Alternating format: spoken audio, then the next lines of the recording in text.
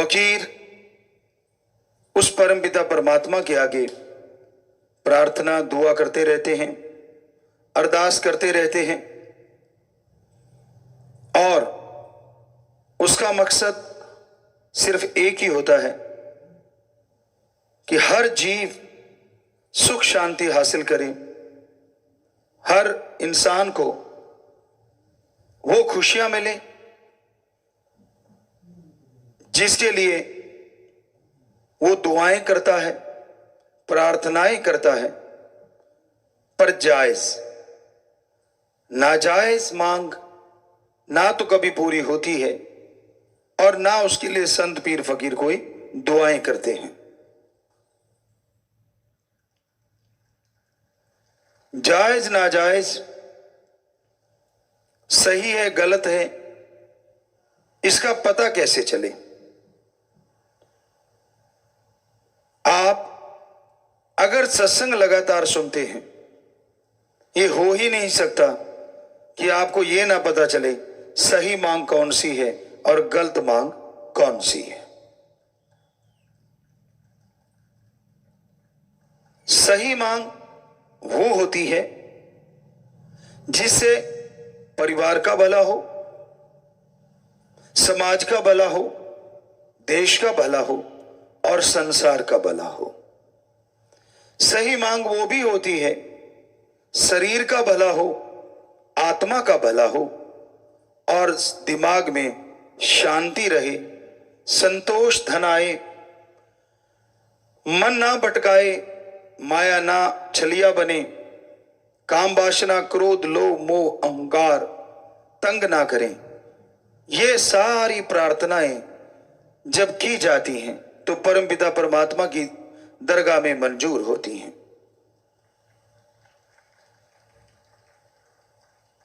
इसके अलावा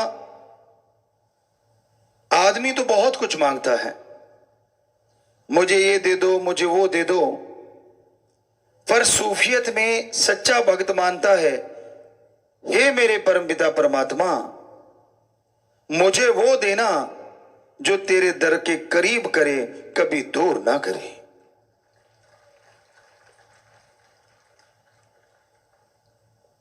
बहुत धन दौलत आ गई लोगों के पास, ऐशो आराम के साधन हो जाते हैं,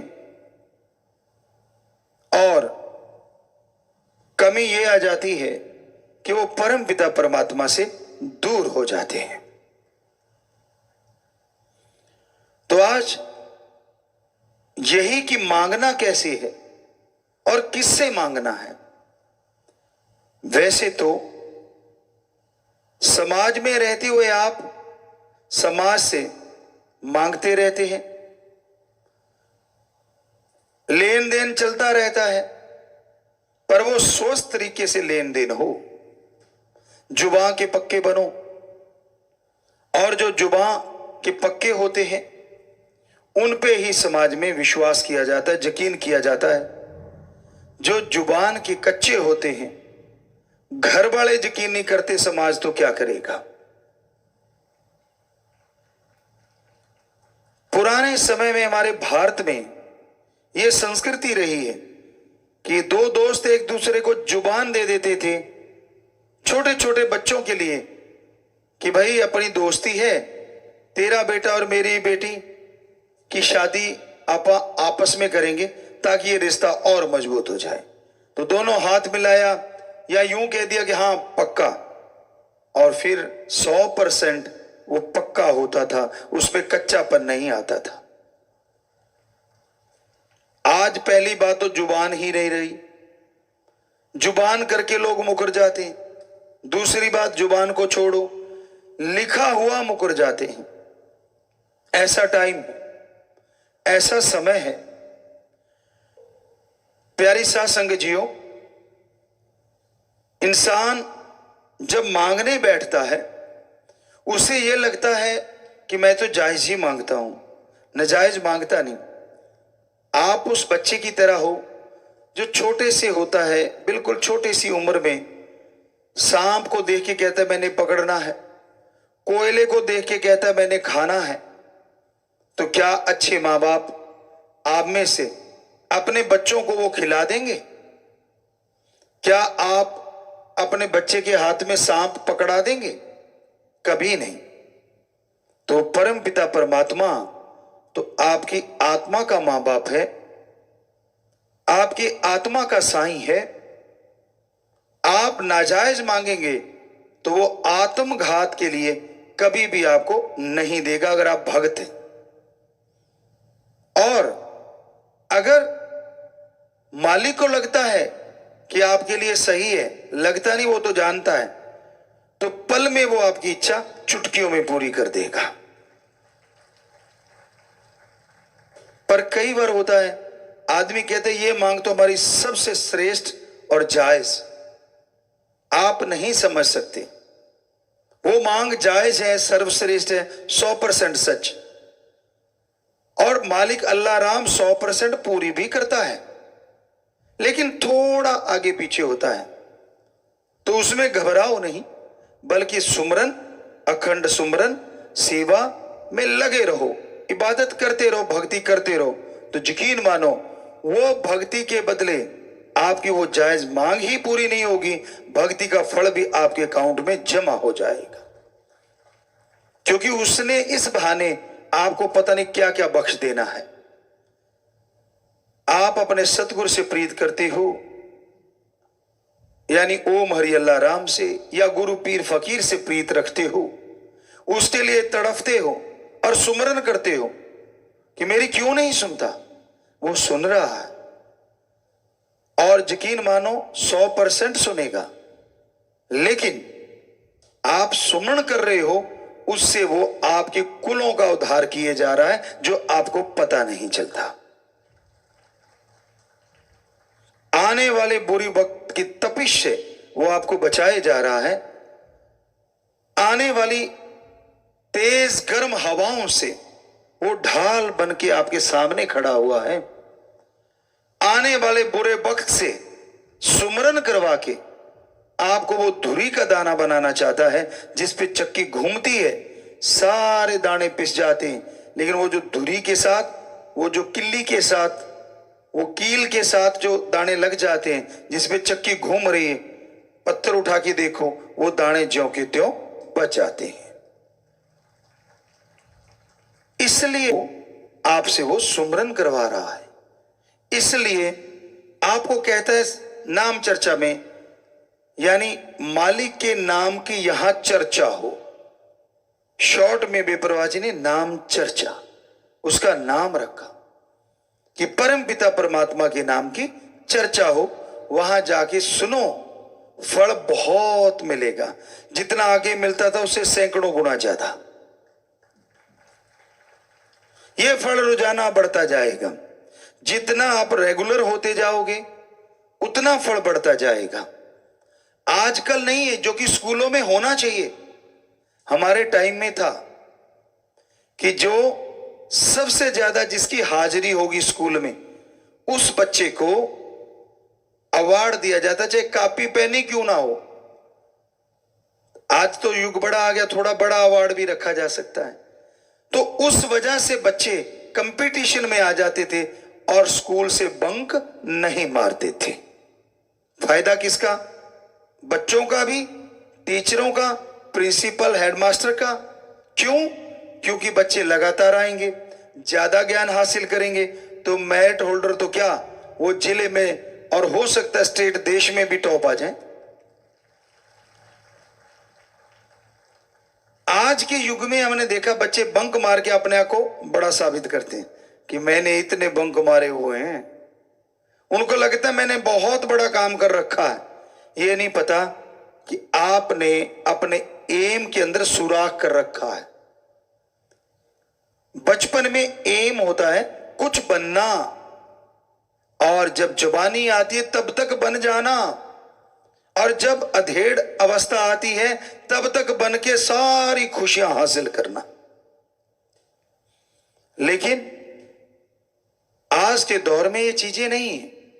तो हमारे वहां बच्चों के एक तरह का गुरुकुल ही है वो, और माँ बाप आते थे तो सिखाया जाता था कि जब वो माँ बाप का दिन आए बात बाद में करना, पहले अपने माँ बाप के पांव छूने हैं झुक के। ये इसके पीछे बहुत बड़ी साइंस, बहुत बड़ी विज्ञान है। आप झुकते हैं तो वो जो पांव को छूना और एक सिर पे हाथ का आना, इसके अंदर बहुत बड़ी साइंस छुपी हुई है। झुकना सिखाता है कि धर्म कहते हैं कि दीनता, नम्रता। आपकी ईगो फिर हार्ट नहीं होगी अगर आप आज झुकना सीख जाते हैं। जो झुकना नहीं सीखते वो टूट जाया करते हैं। ऐसे तिनके को मरोड़ो। कुछ तिनके ऐसे होते हैं जो लचीले होते हैं, ऐसे ऐसे करते रहो, टूटते नहीं। उसी के वजह से दूसरे तिनके को ऐसे करते तड़ाक टूट जाता है। तो जिंदगी में आने वाला समय पता नहीं कैसा है, ये तो राम जाने। अगर वो मां बाप के सामने झुक गए तो हो सकता है लाइफ में मालिक ना करे ऐसा टाइम आए कि आपको झुकना पड़ जाए, तो तकलीफ नहीं होगी क्योंकि आप झुकना जानते हैं। और मां बाप का आशीर्वाद वो डुप्लीकेट नहीं होता, दुआएं लेके आता है, पॉजिटिव रेज लेके आता है कि बेटा सुखी रहे। यूं सिर पे हाथ रखते ही वो उनकी पॉजिटिव एनर्जी आपके अंदर प्रवेश कर जाती है। तो इसलिए हमने अपने बच्चे जो स्कूल में पढ़ते हैं उनको सिखाया था, हॉस्टल में खास करके जो बच्चे रहते हैं, कि बेटा जब पेरेंट्स डे हो आप जाओ, सबसे पहले माँ बाप के पांव छुओ और फिर पूछो कि पापा माँ सेहत कैसी है। और इससे कुछ जाता नहीं। यकीन मानो अगर आप झुक नहीं रहे तो ईगो अड़ रही है कि हमारे तो विचार ही नहीं मिलते, हम तो ऐसे कैसे झुक जाएं। विचार अपनी जगह, थॉट्स अपनी जगह, पर ये लेना देना अपनी जगह। आप सत्कार देते हो, बदले में पॉजिटिव एनर्जी ले लेते हो। बताओ फायदा किसको। ना चाहते हुए बुजुर्गों को हाथ रखना पड़ता है, पर कई बुजुर्ग होते हैं पीठ घुमा लेते हैं कितने के दिन।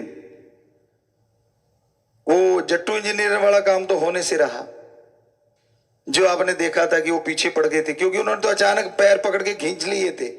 खींचने नहीं, टच करने होते हैं। तो वो तरीका, अब साइंस भी इस चीज को मानने लगी। जब आप सुमरन करते हो आपको नहीं मालूम, लेकिन बहुत पहले भी हमने सुनाया था, कुछ देशों के साइंटिस्टों ने इस पे रिसर्च किया और ये बताया कि जो लोग सुमरन करते हैं उनको एक जगह बिठाया और जो नहीं करते उनको अलग, तो बड़े परिवर्तन मिले। सुमरन कर रहे बड़े शांत रहते हैं जो सुमरन कर रहे थे, जो नहीं कर रहे थे वो बात बात पे टेंशन ले रहे थे, चिंता कर रहे थे। सुमरन कर रहे थे वो जिंदगी जीने के ढंग सीख रहे थे, और सुमरन नहीं करते थे वो टेंशन लेके सुसाइड की तरफ जा रहे थे। फिर उन्होंने उनका रिसर्च बंद कर दिया, अब सुमरन वालों पे फोकस कर दिया कि ऐसा क्यों है। सेंसर लगाए गए, कंप्यूटर से जो भी सिस्टम थे सारे लगाए गए, और ये बहुत पहले की बात है, सर्च करने पे शायद मिल जाए, लेकिन हमने कहीं पढ़ी थी। तो उन्होंने फिर ये देखा कुछ दिनों के बाद कि एक रेज आ रही है, और वो रेज आसमान की तरफ से आ रही, और जो सुमरन कर रहा है, मेडिटेशन कर रहा है, वो रेज आके उसके दिमाग पे यूं किरणें, आपने देखा ना कई बार कि ऐसे आपने फोटो में ये तो एक कंप्यूटराइज्ड चीजें होती हैं कि यूं हाथ की और यहां से एक लाइट निकली, आप देखते होंगे डॉक्यूमेंट्री वगैरह में, तो वो लाइट पड़ रही है, वो 100% सच होता है। ऊपर से रेज आती हैं और वो माइंड में टकराती हैं, ये साइंटिस्ट कह रहे हैं, और उनके अंदर माइंड में परिवर्तन आने शुरू हो जाते हैं। डीएनए के जो सेल्स हैं वो मजबूत होते हैं, अंदर डीएनए पनप रहा है, वो और स्ट्रॉन्ग होता चला जाता है। फिर उन्होंने सोचा इन रेज का पीछा किया जाए। जब उन्होंने उस रेज का पीछा किया तो एक हद के बाद पता नहीं चला वो रेज आ कहां से रही, क्योंकि इनकी जो साइंस की जो दायरा है वो ब्रह्मांड के अंदर तक का है और वो ब्रह्मांड से पार से आती है रेज। किससे आती है? ओम, एक ओंकार, अल्लाह, गॉड, सुप्रीम पावर से आती है। क्या संत पीर फकीर आशीर्वाद देते उससे भी रेज आती? जी हां, आती है। क्यों आती है? क्योंकि उनका हाथ पार ब्रह्म उस परमपिता परमात्मा से जुड़ा होता है। साइंस के अकॉर्डिंग उनकी सिक्स सेंस हमेशा मालिक से कनेक्ट रहती है। इसका मतलब यह नहीं कि उनकी सिक्स सेंस यहां काम नहीं करती, बल्कि आपसे कई गुना ज्यादा उनकी सिक्स सेंस यहां भी काम करती है। यह कैसे पॉसिबल है? यही वो अनसुलझी पहेली है जिसे साइंस शायद ही कभी सुलझा पाए, पर धर्म सुलझाते हैं। कैसे? संत पीर फकीर जैसे आपको बताया बनाए नहीं जाते, वो पैदा होते। फर्स्ट जब वो आत्मा गर्भ में आती तो परम पिता परमात्मा के अंश तो सारी आत्माएं होती हैं, पर वो उस मालिक से डायरेक्ट उस बॉडी में आती। बाकी जन्म भोग के आती, 84 लाख जूने भोग के आती। पर जो संत आज से पहले हमारे महापुरुष हुए, जितने भी संत सच्चे रूहानी सूफी संत आए, बहुत आए सारे धर्मों में, वो डायरेक्ट उस ओम का अंश होते हैं, ना कि जन्मों मरणों में घूमी हुई आत्मा होते हैं। तो अब पता नहीं 84 लाख जूनियों में कितने बार चक्कर लगा चुकी आत्मा। एक तो वो है मनुष्य के शरीर में, और एक वो है जिसे भगवान ने डायरेक्ट अपना अंश बना के भेज दिया। तो नेचुरली वो जो घूम घुमा के आई है, वो तो संचित कर्म इकट्ठे किए बैठी है। उनको भोगते भोगते कभी गुस्से हो जाती है, कभी सतगुरु राम से भी मुनकर, कभी कुछ कभी कुछ कभी कुछ। पर वो जो संतों की आत्मा इस बॉडी में होती है, वो परम पिता परमात्मा का प्योर और ओरिजिनल वो अंश होती है जो शरीरों में बाकी में गई नहीं, डायरेक्ट मनुष्य शरीर में आती है। इसलिए वो क्योंकि डायरेक्ट आई है तो उसका कनेक्शन भी गर्भ में भी मालिक से डायरेक्ट होता है। बाहर तो छोड़ो, आप कनेक्शन डायरेक्ट है। तो जब वो आशीर्वाद या वो बात कहें या वो आंखों से निहार दें, असर किन पे पड़ता है? इन रेज का। जो झोली फैलाए बैठा है, दीनता, नम्रता जिसके गहने हैं, जो 100% संतों के गुरु के वचनों को मानता है, ना कि नजायज फायदा उठाने के लिए आया, वो नहीं। जो अपने पीर फकीर से दृढ़ यकीन रखता है। इसलिए हमने आपसे हमेशा दो ही तोहफे मांगे, वचनों पे पक्के रहो और दृढ़ यकीन रखो, तो नेचुरली प्रीत बढ़ेगी। और फिर आप देखोगे कि एक नजर भी अगर टकरा गई तो पता नहीं क्या से क्या दिखा दे। ये हमारी कोई औकात नहीं, ये तो उस परमपिता परमात्मा की हम रहमत कृपा बता रहे हैं कि ये उसने किया होता है। वो कौन से शरीर को चुनता है, ये भी उसका काम होता है। तो इसमें हमारा तो कोई काम नहीं रहा ना, किसी भी संत का कोई काम नहीं होता। ये सारा उस ओम सुप्रीम पावर का काम होता है। वो ही बॉडी की रचना करता है, वो ही उस बॉडी में अपना डायरेक्ट अंश भेजता है। हो सकता है ये सवाल कभी ना कभी आप लोगों के किसी ना किसी बहन भाई के दिमागों में आए होंगे, जो आज हम आपको सुना रहे हैं, या आपकी जानकारी के लिए। क्योंकि अंदर तो आता ही है कि हम तो 84 लाख जोन भोग के आए, जोनियों में जाके आए। क्या संत पीर फकीर भी इसी को फॉलो करते हैं? कई बार ऐसी चीजें देखने को मिलती है। मान लीजिए अब संत पीर फकीर किसको कह देते हैं कि ये बेटा कर लेना, या ये तू बीमार है तो ये ले, ऐसे कर लेना। अब दो चार और खड़े होते हैं, वो कहते हैं यार मुझे क्यों नहीं, इसको क्यों। हो सकता है बिना प्रसाद के वो अपनी निगाहों से तेरा रोग काटते, पर तेरे जची नहीं, तूने उसको उल्टा ले लिया इसलिए वो नहीं कटा। काश उसको इस तरह से ले लेता कि मुझे इसका मतलब ये है कि प्रसाद की भी जरूरत नहीं, उनका नजरे कर्म ही काफी है, तो यूं यूं यूं ठीक हो जाता।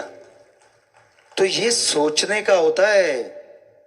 रूहानियत बहुत गहरी है। संतों का कोई भी काम बिना वजह नहीं होता, क्योंकि वो अपने लिए नहीं जीते, वो पूरे समाज के लिए जीते हैं। वो अपने लिए नहीं जीते, परमपिता परमात्मा के लिए जीते हैं। वो उसके गुलाम होते हैं, उसके नौकर होते हैं। इसलिए कई जगहों पे महापुरुषों ने, परमपिता जी दाता रहबर ने पहली बॉडी में भी फरमाया कि परमपिता परमात्मा का काम संतों द्वारा ही सारा होता है। ये बेप्रवाह जी के वचन है। तो आज आपको समझ आई ये क्यों होता है और कैसे होता है। और बेप्रवाह जी के लिए एक वचन हुए थे साईं मस्ताना जी, उस बॉडी में यही हम कहा करेंगे। आप कहते पर्दा रखते हो, अब तो पर्दे पुर्दे तो उठा दिए बहुत सारे। तो उस बॉडी के रूप में बेप्रवाह जी ने वचन किए, अपने लिए भी थे उनके, लेकिन किए दूसरी बॉडी के लिए कि इनको देखेगा वो भी तरेगा, इनकी पीठ के दर्शन करेगा वो भी तरेगा, जो बात सुन लेगा फायदा उसको भी होगा, जो मान लेगा उसका तो कहना ही क्या है। साईं जी ने यानी मस्ताना जी रूप की वो बॉडी ने परमपिता शास्त्र नाम जी के लिए वो वचन किए। तो क्या आपकी बुद्धि सीमित है? शायद तंग दिली है आपके अंदर, शायद आपका दिमाग काम नहीं करता। वो वचन साईं मस्ताना जी की बॉडी के लिए भी थे, परमपिता शास्त्र नाम जी महाराज की बॉडी के लिए भी थे, और फिर परमपिता जी ने वचन कर दिए हम थे, हम हैं, हम ही रहेंगे। तो बिल्कुल क्लियर ही हो गया ना, बात ही खत्म हो गई। पर ना जी, हम तो उसको मानते, हम तो उसको मानते, हम तो उस कईयों के घेर अब भी अटका हुआ है। आपको सुनाया करते थे हम, किसान के बेटे हैं तो किसान का काम बहुत ज्यादा किया है, बेहद ज्यादा किया है। कई बार वहां बच्चे चेक करते थे, गुरुजी अब तो आपने उतना ज्यादा हार्ड वर्क नहीं करते, आपके हाथ इतने हार्ड क्यों हैं? मैंने कहा बेटा इसे कहते कमाए हुए हाथ, ऐसे बैठ के गड़ाए हुए हाथ नहीं है, ये कमाए हुए हैं। हम अपनी बढ़ाई नहीं करते। आपको कहते हैं ना बेपरवाह जी से बेहद इश्क था। तो एक बार हम अब एक छोटी सी बात बताना चाहते हैं कि वो बॉडी कैसी हो जाती है जो सतगुरु से प्यार करती है।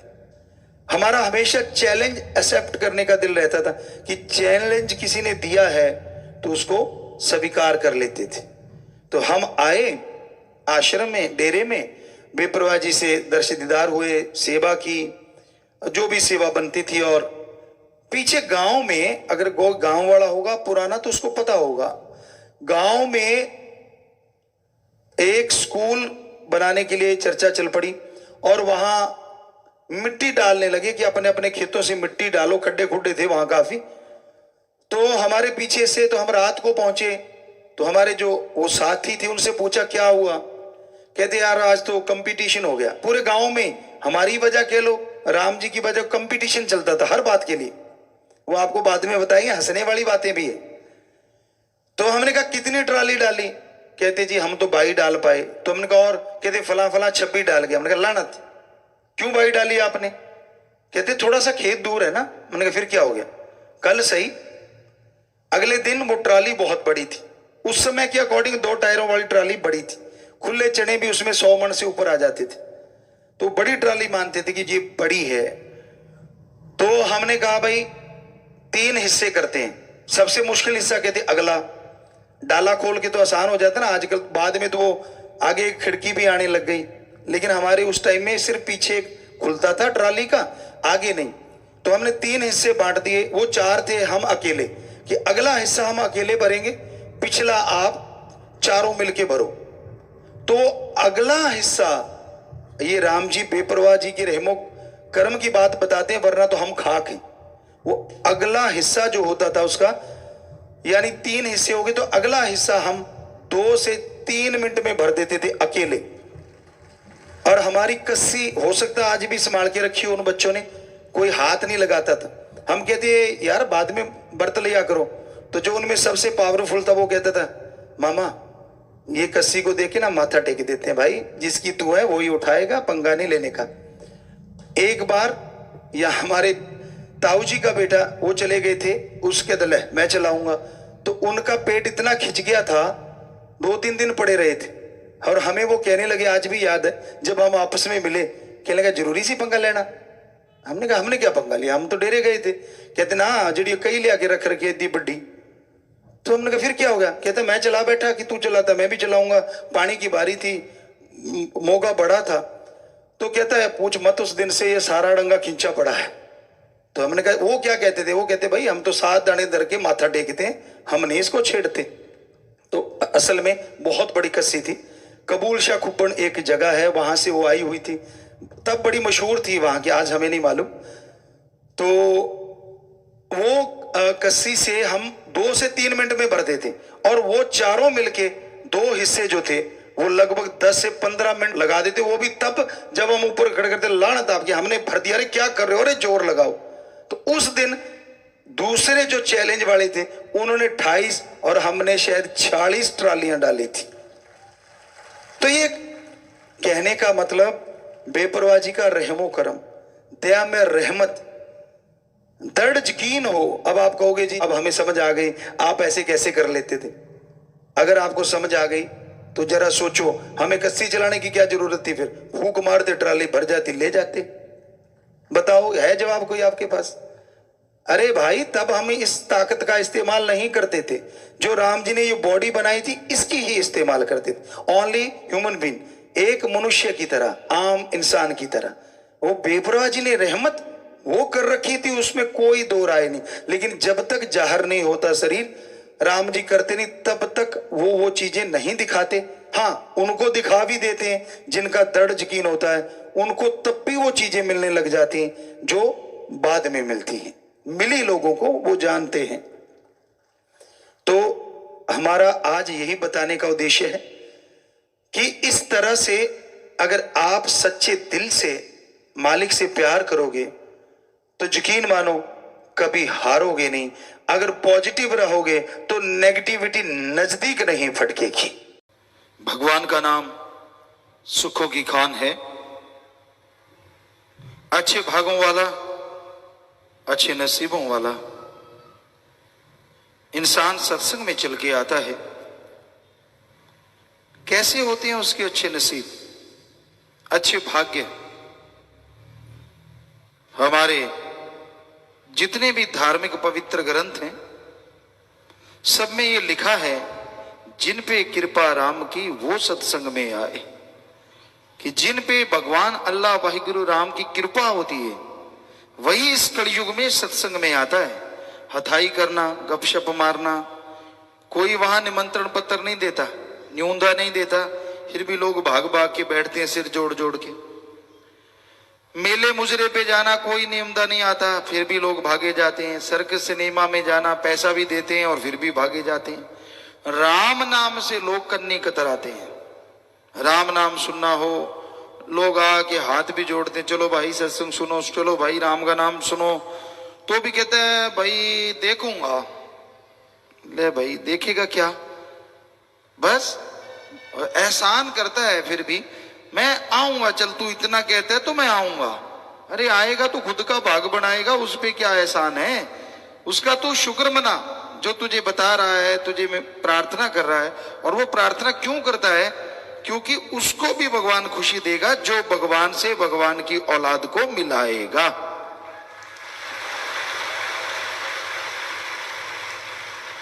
तो भागों वाले चल के आते हैं और सत्संग सुन के जो अमल किया करते हैं उनके और भाग्य बन जाया करते हैं।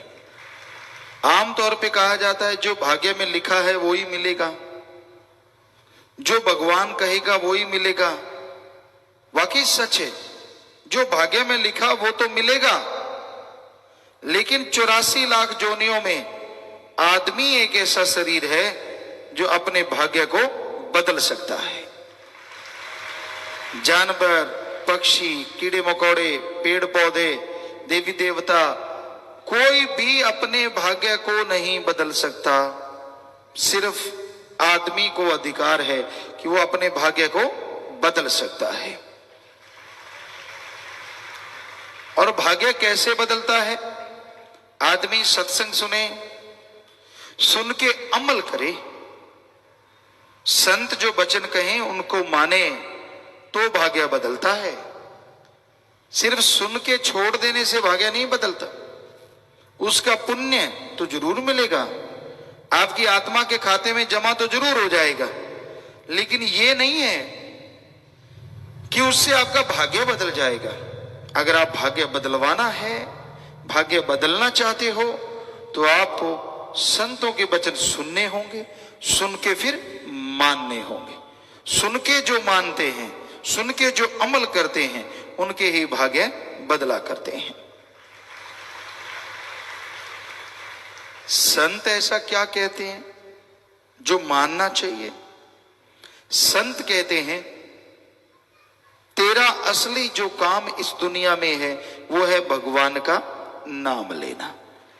ओम हरि अल्लाह वाहिगुरु गॉड खुदा रब ईश्वर प्रभु परमात्मा भगवान मालिक, अरबों नाम है जिसके, पर वो एक है। उसका नाम जपने के लिए हे इंसान, हे आदमी, तुझे भगवान ने यहां भेजा है, इस धरती पे भेजा है। क्या होगा भगवान का नाम जपने से? जीते जी गम दुख दर्द चिंताएं मिट जाएंगी और मरणोपरांत गम दुख दर्द सब दूर हो जाएंगे। गम दुख दर्द चिंताएं सब मिट जाती हैं, चिंता मुक्त हो जाता है आदमी। जीते जी मुक्ति मिले और मरणोपरांत मुक्ति मिले, इसी का नाम सच्चा मोक्ष। जीते जी गम दुख दर्द चिंता बीमारियों से, मरने के बाद आवागमन से। कोई आदमी कहे जी मैंने तो नाम लिया है, मेरे तो जीते जी बीमारियां तो खत्म हुई नहीं, टेंशन तो खत्म हुई नहीं, समस्याएं तो खत्म हुई नहीं। क्या तू घंटा सुबह शाम नाम जपता है? क्या तू संतों के वचनों पे अमल करता है? कर, लिख के गारंटी ले ले, जीते जी गम दुख दर्द चिंताएं सारी मिट जाएंगी। कहता नहीं, नाम नहीं जपा जाता, वो तो आप ही जपो। तो फिर कर्म भी आप ही भुगतो। बताओ क्या किया जाए? संत तो तरीका बताते हैं। डॉक्टर कहता है तेरा जख्म है, इसको इस मरहम लगा ठीक हो जाएगा। कहता नहीं, मरहम थे ही लगाओ। तो डॉक्टर मरहम लगाएगा, जख्म तेरा किया भर जासी भाई बोल। तो बात वही है कि राम नाम तो खुद को जपना पड़ेगा। जपोगे तो गम दुख दर्द चिंता परेशानियां जीते जी 100% खत्म होंगी और मरने के बाद मुक्ति मिलेगी, इसका आपको अंदर से भगवान यकीन दिला देंगे, आपको दिखा देंगे। तो यही जरूरी है, संत के वचन सुनो और अमल करो। जब तक जीव मानता नहीं, उसे वो खुशियां नहीं मिलती जिसका वो अधिकारी है। उसे वो भगवान के दर्शन नहीं होते जिसके करने का मालिक ने उसको हुक्म दिया है या शक्ति दी है। बाकी शरीर तो सहन ही नहीं कर सकते भगवान के नूरी स्वरूप को। एक मनुष्य शरीर है जो भगवान के नूरी स्वरूप को सहन कर सकता है, पर ये सुमरण करेगा तभी सहन करने के काबिल बनेगा, वरना ये भी सहन नहीं कर सकता उसके नूरी स्वरूप को। कई कह देते हैं ना, चलो हम तो नहीं देख सकते, भगवान ही दर्शन दे दे। कहते मूसा ने सुई के नक्के में से, सुई का नक्का मतलब इतनी सी जगह जो दोनों उंगलियों चारों के बीच में है, सुई का नक्का जिधर धागा डलता है, उतनी सी जगह में से, मतलब उतना अल्लाह का नूर देखा था और वो कोमा में चला गया था।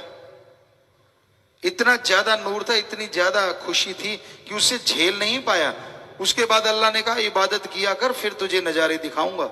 फिर इबादत की, फिर नूरी स्वरूप नजर आया। तो लोग कहते भगवान तो है, उसको किसने रोका, वो दर्शन क्यों नहीं देता? भगवान ने आपको पागल बनाना है क्या सबको? वो दर्शन देता जाए और सारे के सारे पागल झेल ना पाए, दिमाग उड़ जाए, तो फिर कहोगे भगवान को तो पता था, उसने क्यों दिए दर्शन? छोड़ना तो है नहीं उसको, अपने पे तो बात लेनी नहीं। पहले की देता क्यों नहीं, फिर दिए क्यों? तो इसलिए उसको सारा पता है आप क्या क्या बोलोगे, देता ही नहीं वो, जब तक आपका शरीर उसके काबिल नहीं बनता। और काबिल बनाने के लिए लोग आते हैं सत्संग में, काबिल बनाने के लगाते हैं संत सत्संग। सत्संग सुनो, नाम ले लो भाई, नाम लेके उसका जाप करो भाई। जाप करोगे शरीर उसके लायक बनेगा, फिर वो भगवान आपको हर जगह नजर आएगा, कण कण में नजर आएगा, और आपकी खुशियों का लेवल बढ़ता ही चला जाएगा, बढ़ता ही चला जाएगा। तो सुमरन तो करना पड़ेगा। सुमरन नहीं करोगे मन का नहीं भरोसा। मन कोई छोटी मोटी बात थोड़ी ना है। ये दो धारी तलवार है, दो धारी। इसके इधर भी तलवार के धार है और इधर भी धार है। पहले ये गलतियां करवाता है आदमी से, पाप कर्म करवा लिए, वचन नहीं मानने दिए, बुरे कर्म करवा लिए। अब अगर संत पीर फकीर फिर माफी कर दें कि चल भाई तुझे माफी है, मन फिर दूसरी तरफ चल पड़ता है। अब तुझे खुशी मतलब ही नहीं है, अब तो तू निगाह में गिर गया, अब थोड़ी ना तू वहां पहुंच सकता है, हो ही नहीं सकता, मतलब ही नहीं है। तो मन ऐसी जालिम ताकत है, दोनों तरफ से नहीं छोड़ता। पहले गलती करवाता है तो गलती करवा देता है, इसलिए नहीं छोड़ता। फिर संत पीर फकीर माफ कर दें, मानने नहीं देता कि तुझे खुशी मिलेगी। तो संत पीर फकीर अगर माफ कर दे ना, भगवान भी उसे नहीं रोकता, वो माफ कर देता है कि जब फकीर ने कर दिया मेरी तरफ से भी माफ। वो कहते हैं भगवान की बांधी भक्त छुड़ावे, भक्त की बांधी कौन छुड़ावे? भगवान। यानी भगवान अगर कोई ऐसा कर भी देना भक्त को, तो संत गुरु जो होते हैं वो मालिक से दुआ करके भगवान के शराफ को खत्म कर देते हैं। पर गुरु की ना माने जीव और फिर बुरा हाल हो जाए तो फिर भगवान भी दखल नहीं देता भाई, कि जब ये फकीर की नहीं मानता मेरी क्यों मानेगा? फकीर तो सामने नजर आता है, गुरु तो नजर आता है, भगवान तो नजर ही नहीं आता। तो इसलिए संतों की बात सुनो और अमल किया करो, ताकि आपके गम दुख दर्द चिंताएं परेशानियां मिट जाएं। वचनों पे चला करो। कम से कम शुरू कर लो 15 मिनट सुबह शाम सुमन करना, 10 मिनट सुबह शाम सुमन करना। नियम बना लो, नियम। या फिर ऐसा करो 10-12 दिन रोटी ना खाओ, देखते हैं। नहीं, 10-12 दिन 10-12 घंटे में आंखें बाहर आ जाती। कई व्रत रखते हैं 24 घंटे का। हमारे कई बच्चे जो हैं सदब्रह्मचारी भाई बहने, कई रखा करते हैं, पता नहीं अब रखते हैं, कुछ नहीं रखते, मर्जी के मालिक। सो जो रखते हैं, पहले कहा करते थे पिताजी बड़ा मुश्किल लगता है, चारों तरफ रोटी रोटी नजर आती है। शुरू में सभी के नहीं, कुछ थे, बाकी तो परवान करते थे। और धीरे धीरे वो ठीक हो गया, उसमें सुमन करने लगे, भक्ति करने लगे, तो खुशियां आनी शुरू हो गई। और कई होते हैं 8 पैर के बाद खाते हैं, और कई होते हैं 8 पैर खाते हैं। खाना तो नहीं छोड़ते, पीना नहीं छोड़ते, चाहे दूध लेट हो जाए सिर कौन सा ना फाड़ दे एक दूसरे का, इतना लेट कर दिया दे धड़ाक। तो सुमन नहीं करते, भगवान तो कुछ नहीं कहता मेरा सुमन नहीं करते। भाई क्या बात, आज किया नहीं, सुबह शाम क्यों नहीं किया? सुमन को फालतू का काम समझते हैं। और जब जान आ गई आफत में, फिर भगवान ही भगवान, हे राम, हे अल्लाह, हे वाहिगुरु, हे ईश्वर, बचा ले मुझे, बचा ले मुझे, बचा ले मुझे, बचा। क्यों? पहले किधर गया था? पहले तो कभी याद नहीं किया। तो आपको कल भी सुनाया था, दुख में सुमरन सब करें और सुख में करे न कोई, जो सुख में सुमरन करें तो दुख काहे को होए। जब सुख है, जब शांति है, तो सुमरन लगातार करते रहो, ताकि आने वाला दुख आए ही ना, आने वाली परेशानी ना आए। दुख में करते हैं और दुख में होता नहीं। दुखी इतने होते हैं, परेशानियां इतनी होती हैं, कहता नाम नहीं जपा जाता। तो पहले जप लेता ना, तो सुख में जपना जाता है ना दुख में जपना जाता है, जपेगा कब? इसलिए भाई सुख में नियम बना लो। जैसे खाना खाना जरूरी, हम आपको रोकते नहीं, खाओ जितना मर्जी, आपकी मर्जी, आपका पेट, आपका काम, बढ़ाओ कम करो जो मर्जी। तो हम तो ये कहते हैं जैसे खाना खाना शरीर के लिए जरूरी, चाहे दूध लेना शरीर के लिए जरूरी, उसी तरह राम का नाम जपना इनसे अरबों गुना ज्यादा जरूरी। टाइम रख लो, टाइम के बिना नहीं जाप होगा। सुबह इस टाइम पे, शाम को इस टाइम पे जाप करेंगे ही करेंगे। अगर करोगे तो जरूर मन काबू में होगा, मालिक की कृपा होगी और अंदर बाहर खुशियों से आप माला माल हो जाएंगे। ईश्वर का प्यार, अल्लाह वाहिगुरु राम का प्यार एक ऐसी शक्ति है एक ऐसी दवाई है जो आत्मबल को कुछ ही क्षणों में बढ़ा देती है। और साइंस का भी मानना है कि जिनके अंदर आत्मबल होता है वो सफलता की सीढ़ियां चढ़ते चले जाते हैं। पर बाहरी दुनिया में एलोपैथी, आयुर्वेदा, नेचुरोपैथी और भी कोई पद्धति हो, किसी में भी आत्मबल को बढ़ाने वाला टॉनिक खरीदा नहीं जा सकता, बनाया नहीं जा सकता। आत्मबल हर इंसान के अंदर रहता है और उसको बढ़ाने के लिए सिवाय मेथड ऑफ मेडिटेशन के, सिवाय गुरु मंत्र के, सिवाय राम के नाम के कोई तरीका ही नहीं जिससे आत्मबल बढ़ जाए। जिसको यकीन नहीं आता कि ऐसा हो नहीं सकता कि आत्मबल राम नाम से बढ़ता है, तो ऐसे ऐसे डॉक्यूमेंट्स हैं। कैंसर के मरीज कैसे 4th स्टेज के कैंसर से लड़े और कैसे वो जिंदगी की बाजी जीत गए। एक हो चलो मानी बात, बाई चांस हो गया, पर अगर हजारों हो तो, और हो भी वही जो राम नाम का सुमरण करने वाले, तो फिर तो कोई संशय नहीं रहता, कोई शंका नहीं रहता। तो ये हकीकत है।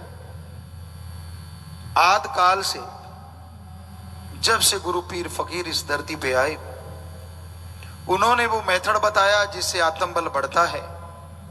और ज्यों ज्यों लोग उस मेथड, गुरु मंत्र, कलमा, नाम, अलग अलग शब्द हैं भाषा में, उसको करते गए त्यों त्यों उनके अंदर की खुशियां बढ़ती चली गई। अभी 2-3 साल पहले जर्मन, ऑस्ट्रेलिया और भी कई कंट्रीज के साइंटिस्टों ने यह प्रूव किया कि मालिक का नाम लेने वालों में आत्मबल बहुत ज्यादा होता है। उन्होंने सेंसर वगैरह लगाए, चिप वगैरह लगाई और लगभग 2-2 हजार लोगों को अलग अलग रखा। एक वो जो नास्तिक, एक वो जो आस्तिक। तो उन्होंने देखा जो नास्तिक लोग थे, बात बात पे झगड़ा, बात बात पे सुसाइड तक पहुंच जाना, परेशानी, बीमारी में आत्मबल गिरा देना, चारपाई जल्दी पकड़ लेना, ये लक्षण पाए गए। और जो आस्तिक थे, ईश्वर मालिक को मानने वाले, उनमें देखा गया वो बात बात पे जल्दी से झगड़ते नहीं, सुसाइड का तो मतलब ही नहीं, बीमारी आती है तो भी डरते नहीं बल्कि उससे लड़ते हैं मालिक के नाम के साथ और बीमारी से जीत जाते हैं। तो उन्होंने और सर्च किया आखिर ऐसा क्या है। तो उन्होंने और ज्यादा कंप्यूटर लगाए और ज्यादा चिप सेंसर लगाए। तो उन्होंने लिखा है साइंटिस्टों ने कि हमें पता चला कि जब ये प्रेयर करते हैं, जब ये भक्ति करते हैं, ब्रह्मांड से अदृश्य किरणें आती हैं और इनके माइंड में समा जाती हैं जिससे इनको पावर मिलती है। पर ब्रह्मांड में कहां से आती हैं, कौन उन किरणों को भेजता है, तो उनका लिखना था, उसको हम नहीं पकड़ पाए, शायद सुप्रीम पावर। तो सुप्रीम पावर ही हमारे धर्मों में भगवान कहलाता है, अल्लाह, वाहिगुरु, राम कहलाता है। तो साइंटिस्ट भी मान गए। पर कई बार होता है लोग कुछ पढ़ लिख जाते हैं और अकड़ू मास्टर बन जाते हैं। चंद किताबें पढ़ ली, अहंकार आ गया कि मेरे जितना ज्ञान तो दुनिया में कोई जानता ही नहीं, मैं जितना पढ़ा लिखा हूं मैं ही एक इकलौता हूं, पहले भी दुनिया में कोई वैसा नहीं था, अब भी नहीं है। तो हम उन्हें चैलेंज करते हैं ऐसे लोगों को कि आपने कोई मास्टरेट की डिग्री हासिल की है, डॉक्टरेट की डिग्री हासिल की है, उसमें जिंदगी के 25 साल लगाए होंगे, कम से कम 20 से 25 साल। तो आप भगवान के लिए 25 महीने हमारे तरीके से लगाओ, अगर वो ना मिले तो हम गारंटी देते हैं। अरे 1 मिनट भगवान के लिए लगाया नहीं और बैठे बैठे कह देना कि भगवान है ही नहीं, तो अगर कोई बैठे बैठे कहते डिग्रियां है ही नहीं, डॉक्टरेट होती ही नहीं, मास्टरेट होती ही नहीं, तो आप क्या कहोगे? उस आदमी को मूर्ख कहोगे ना, कि पढ़ता नहीं, पढ़ा लिखा है नहीं, अनपढ़ गवार है, इसको क्या पता डिग्रियां होती हैं, डॉक्टरेट होती है। तो वैसे संत ऐसे लोगों को गवार और मूर्ख कहते हैं, जो बैठे बैठे कह देते भगवान नहीं। क्या आपने रिसर्च किया? क्या आपने भक्ति की? अरे डिग्रियों के लिए 25 साल लाइफ के लगा दिए और भगवान के लिए 1 मिनट नहीं लगाया, और बैठे बैठे डिसाइड कर दिया भगवान है ही नहीं। तो आपको तो फिर जो जानता है, जिसने देखा है, वो तो मूर्ख ही कहेगा ना। कड़वा लगेगा आपको, बुरा लगेगा, लेकिन सच तो सच है। या तो रिसर्च करो, फिर पता चले कि ईश्वर है कि नहीं है। बैठे बैठे डिसाइड कर देना, ये तो मूर्खता है। ये तो इस तरह है जैसे आप भीड़ बड़े चौराहे में एक मकान में अपने को बंद कर लें, लॉक लगा लें, बाहर स्पीकर रख के माइक पे अनाउंसमेंट कर दें कि सारी दुनिया मर गई। लोग गेट कहेंगे खोल, बाहर निकल के देख दुनिया जिंदा है। तो भाई भगवान तो है, अल्लाह वाहिगुरु राम तो है, पर उसके लिए रिसर्च करना पड़ता है, टाइम लगाना पड़ता है। बैठे बिठाए तो रोटी नहीं मिलती, भगवान तो कहां से मिलेगा? अरे पहली क्लास पार नहीं होती सही ढंग से जब तक पढ़ा ना जाए, डिग्रियां तो दूर की बात। तो ईश्वर के लिए टाइम तो लगाना पड़ेगा ना, समय तो देना पड़ेगा। हाँ, फिर वो ना मिले, फिर हम आपको गारंटी देते आप जो मर्जी कहिए, पर समय पहले देना पड़ता है। पहले मेहनत, फल बाद में, ये थ्योरी है। चाहे आप कोई भी धंधा देख लो, पहले मेहनत करनी पड़ती है, फल बाद में मिला करता है। तो उसी तरह पहले भक्ति, भगवान बाद में। पहले भक्ति करनी पड़ेगी। ना पैसा दो, ना चढ़ावा करो, ना कपड़े बदलो, ना धर्म बदलो, ना भाषा बदलो। बस कुछ समय, घंटा सुबह शाम अपनी जीभा से, अपने ख्यालों से रिपीट करो उसका मेथड ऑफ मेडिटेशन, गुरु मंत्र। तो हो नहीं सकता कि उसके नजारे आपको ना मिले। पर अगर आप कुछ करते ही नहीं और अपने चंद किताबों के ज्ञान से अपने आप को कुछ अलग पंडित मानने लग गए तो गलत है। ईश्वर है ही नहीं। ऐसे तो बहुत सारे उल्लू कहते हैं सूरज है ही नहीं। क्या आप लोग मानोगे कि सूरज नहीं है? पर उल्लू तो सारे कहते हैं कि सूरज है ही नहीं। क्यों? क्योंकि उनकी आंखें है ही नहीं जो सूरज को देख पाए। सो अखियां बेन जिन सींदो मां पीरी, संतों ने लिखा है। इन आंखों से ईश्वर नहीं। जब इनको बंद करके हम ध्यान में बैठते हैं, समाधि में बैठते हैं, और फिर जब हमारी आत्मा ऊपर उठती है तो वो उस ईश्वर को देख पाती है। फिर अंदर बाहर नजर आ सकता है जब एक बार अंदर नजर आ गया।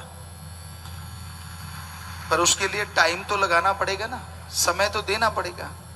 अब बिस्तर पे लेटे लेटे आप डॉक्टरेट की डिग्री हासिल तो नहीं कर सकते। हाँ, आजकल पैसा दे के कर सकते हो, लेकिन अगर सही तरीके से देखें तो मेहनत करनी पड़ती है। तो उसी तरह ईश्वर को पाने के लिए, मालिक को पाने के लिए समय लगाना पड़ता है। मन का क्या, मन तो बड़ा जालिम है। इंसान की सोच बड़ी गंदी है। एक सोच होती है कि मैं अपने आप को कुछ भी बनाऊं, मुझे रोकने वाला कौन। और एक सोच होती है कि अल्लाह राम वाहिगुरु जिससे खुश हो जाएं, मैं अपने आप को वैसा बनाऊं। दो तरह की सोच कि स्वामी हैं लोग, भक्त लोग जो उसकी भक्ति करते हैं, जिन्हें उसके नजारे मिलते हैं, वो ईश्वर की मर्यादा से बाहर नहीं चलते। उनको होता है कि मैं अपने आप को वैसे बना के रखूं जैसा राम अल्लाह वाहिगुरु खुश रहें। वो कर्म करूं, बीमारों का इलाज करवाऊं, भूखे को खाना खिलाऊं, प्यासे को पानी पिलाऊं। उनके अंदर एक भावना होती है और उसके तहत वो कार्य करते रहते हैं। और एक होते हैं इगोइस्ट, अपना टाइप, कि मैंने वही करना है जो मुझे अच्छा लगे। मुझे कौन रोक सकता है? वाकई कोई नहीं रोक सकता। आप तो मर्जी के मालिक हैं। आप इंसान है, पशु तो है नहीं। लेकिन फिर आप इतने भी मर्जी के मालिक नहीं हैं कि जो सब कुछ चलाने वाला है उसको झुठला दें। क्योंकि कोई रिसर्च आप करते नहीं, कोई ध्यान में आप बैठते नहीं, तो बिना वजह झूठ मत बोलिए। या तो रिसर्च किया हो, रिजल्ट ना आए तो कहिए, और रिसर्च करते नहीं, रिजल्ट आए कहां से। तो इसलिए हमेशा वैसे बन के रहिए। अगर आप ईश्वर को पाना चाहते हैं, उसकी खुशियां हासिल करना चाहते हैं, तो उसकी भक्ति करिए, इबादत करिए। वो राम सबके काय सवारता है, और वही अल्लाह वाहिगुरु सतगुरु राम ही एक ऐसा है जो निस्वार्थ सबको खुशी बख्शता है, सबको प्यार करता है। उसको किसी से कोई स्वार्थ नहीं होता, बल्कि वो सबकी स्वार्थ पूर्ति करता रहता है। ये हकीकत है, ये अजमाई हुई बातें करोड़ों लोगों की। कई बार लोग बुरे कर्म करते हैं, बुरी चीजें करते हैं, गलत रास्तों पे चलते हैं, तो गुजारिश, जो राम नाम से जुड़ जाए उसे गलत रास्ते पे चलना नहीं चाहिए। कोई सेवादार बन जाए, अगर वो चलता है तो इस जन्म में ऐसी नरक भोगता है जो कहने सुनने से परे। इस यानी तरह तरह के रोग, तरह तरह की बीमारियां, तरह तरह की टेंशनें जो आम इंसान को रहती है, फिर उसी को भी उससे कई गुना बढ़ के आ जाती है। एक जानकार डॉक्टर है, अगर वो पॉइजन अपने आप को लगाता है तो बहुत बड़ा गुनाहगार है। वैसे कोई भी ऐसा जहर लेता है वो आत्मघाती महापापी, लेकिन एक अनजान आदमी अनजाने में कोई चीज खा बैठता है, और एक जानकार आदमी जानबूझ के ऐसा करता है, दोनों में जमीन आसमान का फर्क है। तो इस सत्संगी को तो पता होता है कि ये गलत कार्य है, ये नहीं करना चाहिए। सेवा में भी पैर रखता है, ड्यूटी में भी दिखाता है कि मैं बहुत बड़ा हूं, भक्त बहुत बड़ा हूं, और करता है बुरे कर्म, तो ऐसे आदमी की जिंदगी नरक से बदतर हो जाती है। ऐसा कर्म मत किया करो। या फिर राम नाम से दिखावा मत किया करो। राम नाम का दिखावा भी करते हो और बुरे कर्म भी करते हो। आप तो क्या, फिर कुलों तक रास्ता जाती है वो चीज। कोई सुखी नहीं रहता घर में, और आप दोष देते रहते हो दूसरों को, उसकी वजह से, उसकी वजह से, उसकी वजह से, और खुद की वजह ध्यान में नहीं रहती। दिए तले अंधेरा, खुद का पता ही नहीं कि मैं क्या क्या करता फिरता हूं, क्योंकि किसी को पता ही नहीं, वो तो चुपके करता है। पर एक है जिसको सब पता है, जो सब जानता है, उसको तो पता है ना आप कैसे कैसे कर्म करते फिरते हैं। और फिर जब भोगने की बारी आएगी, फिर चिल्लाना मत। इसलिए बुरे कर्म करने छोड़ दो। जो रास्ता आपने अपनाया है, उस रास्ते के अकॉर्डिंग जो आपका फर्ज बनता है, उस फर्ज को अदा करो, कर्तव्य का निर्वाह करो, तो आप खुशियां हासिल कर सकते हैं। घर गृहस्थ में रहते हो तो जरूरी है घर से सेवा, अपने माँ बाप का आदर सत्कार करो, भाई बहन परिवार का सत्कार करो, इज्जत करो, बाल बच्चों के लिए समय निकालो। आप रोबोट नहीं है, आप इंसान हैं। आपका कर्तव्य है, अगर बच्चे पैदा किए तो उनके लिए टाइम भी देना, 1 घंटा या 2 घंटे कम से कम। आप समय खुद नहीं देते, और जब वो बिगड़ जाते हैं तो दोष बच्चों को देते हैं। तो घर से शुरुआत कीजिए, और उसके बाद समाज में जाइए, समाज का भला कीजिए। ये ना हो दिए तले अंधेरा, घर में बर्बादी हो रही हो और आप बाहर दिखावा करते फिर रहे हो। तो इसलिए जरूरी है घर गृहस्थ में रहते हुए कर्तव्य का निर्वाह करें।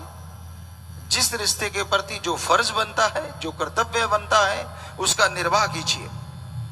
और अगर आप त्यागी तपस्वी हैं तो जिसके लिए त्याग किया है उसके अकॉर्डिंग चलिए। उसमें पाखंड, दिखावे या ढोंग में मत पड़िए, या गलत कार्य मत कीजिए। ये ना हो कि आपको जो रास्ता दिखाया गया और जो रहन सहन बताया गया उसके उल्ट चलते हैं, अपने मन की करते हैं, तो कहां से खुशियां ढूंढते हैं आप। कोई भी घर गृहस्थ में रहे, चाहे त्यागी हो, उसके लिए जो भी जिंदगी के असूल हैं उसका निर्वाह करना ही सच्ची भक्ति होती है। जो उसके उल्ट चलता है वो अपने पांव पे कुल्हाड़ी खुद मारता रहता है। तो इसलिए हमेशा नियम बने हैं इंसान के लिए, कर्तव्य निर्वाह करने का तरीका बना है, उसके अनुसार चलते जाइए तो मालिक की कृपा दृष्टि होगी। जिंदगी में खुशियां हासिल करेंगे, टेंशन फ्री रहेंगे, और मालिक की दया में रहमत हमेशा बरसती रहेगी। आत्मविश्वास बढ़ेगा, आत्म बल बढ़ेगा, जिसके सहारे अंदर बाहर तरक्की हासिल आप करते जाएंगे। कोई मालिक को पैसा देने की जरूरत नहीं, कोई दिखावा करने की जरूरत नहीं, कोई चढ़ावा देने की जरूरत नहीं। जरूरत है अपने विचारों को शोधने की, जरूरत है अपने विचारों में एकाग्रता लाने की, जरूरत है अंदर के आत्मविश्वास को पाने की। और जब आत्म बल मिल जाएगा, हारी हुई बाजी आप जीत सकते हैं। तो फकीर का काम गुरु का काम बताना, माना ना माना मर्जी। बहुत से लोग हैं जो मानते हैं, बहुत से लोग हैं जो नहीं मानते। मर्जी के मालिक हर कोई इंसान है, पर जो मान लेते हैं, फकीर अपने लिए तो कहता नहीं कि मेरे पाँव दबा, मेरे हाथ दबा, मुझे पैसे दे, ऐसा तो कभी नहीं कहता। वो तो कहता है सच्चा फकीर कि ये कर्म कर, वो कर्म कर और ये ना कर, ताकि तेरी जिंदगी में दुख ना आए और सुखों से सुख माला माल हो जाए। जो सुन के मान लेता है उसके खुशियां आती, और जो नहीं मानता वो अपनी बर्बादी का कारण खुद बनता रहता है। इसलिए अमल किया करो, दिखावा कम, पाखंड कम, अमल ज्यादा करोगे तो खुशियां हासिल होंगी।